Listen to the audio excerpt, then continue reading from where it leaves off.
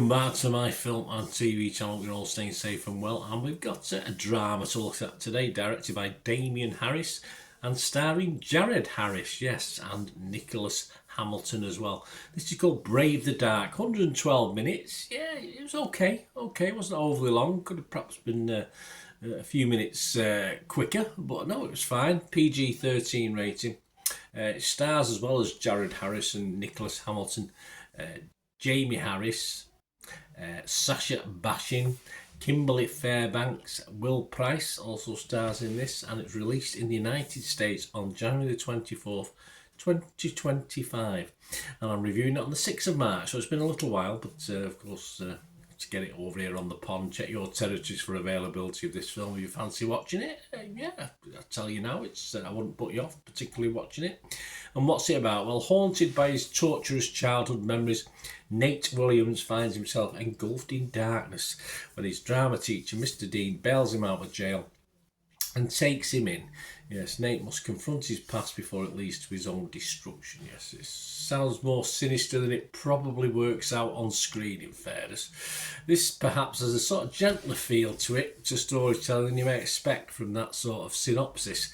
And if you say like the sort of Lifetime movies approach to things, yeah, based on true events, and this should tick some boxes, I think, on that, and that's the sort of style we get. It's not too... It's the word gritty. It's not too gritty, that's for sure. But doesn't mean it's any less watchable. Joe Layden from Variety magazine give it 70 out of 100. He said Brave the Dark is a low-key, inspirational indie that sensitively elicits empathy and sympathy without ever pushing too hard or simplifying complexities. Yeah, and on screen, some really good chemistry with the characters. Nicholas Hamilton is the standout for me in this, though Harris himself is the believable teacher, nice guy, and a good role for him to play. Set in the 80s, yes, over there. If you're old like me, you were there, you remember it.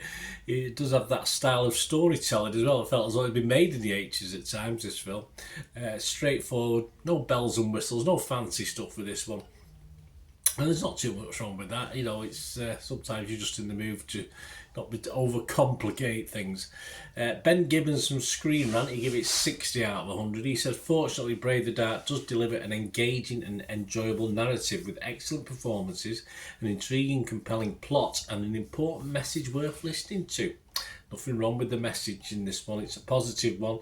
And it doesn't get you there dragging and screaming, that's for sure. The darkness is there, the grittiness is there in only small elements. But they don't over-egg anything like that. It's all not nicey, but it just doesn't overdo it. It doesn't, make it too spectacular, the bad bits. Some were unimpressed though. Some didn't like this at all. Roger Moore, who we go to from time to time from Movie Nation, he only scored this 38 out of 100. He didn't like it. He said, it's a low-stakes, dramatically flat affair, a picture that never plucks the heartstrings it's meant to. No, it doesn't. It's low key. It doesn't go for the guts, and sometimes that's okay. Don't always want gritty, bad language. I mean, there's hardly any bad language in this, and it's not good. It's not a Good Will Hunting. It's nothing like that, or films of that ilk. And it's definitely one you can watch in an afternoon with a cup of cocoa and a few biscuits, a few custard creams to dunk in your cocoa.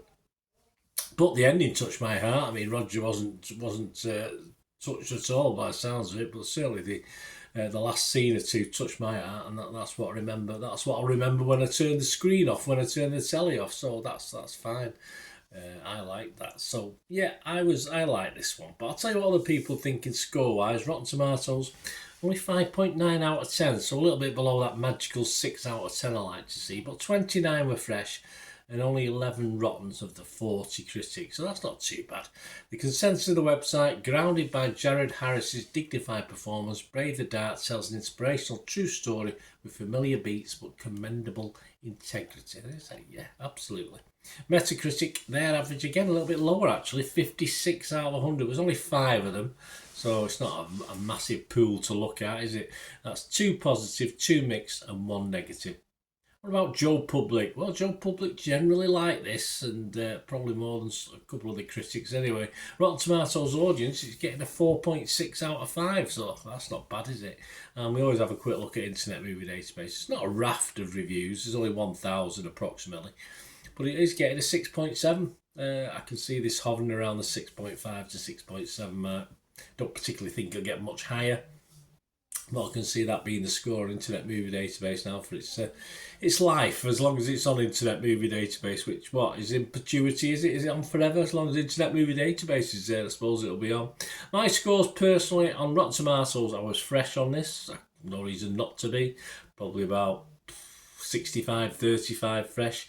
I was positive on Metacritic. I have to be positive, and yeah, I give it a score, just a watchable score. I didn't go mad on this, as I said, it's a bit more of an afternoon watch more than a compelling drama that you can watch at night. Which, of course, that synopsis sounds a sort of nighttime watch, but it isn't.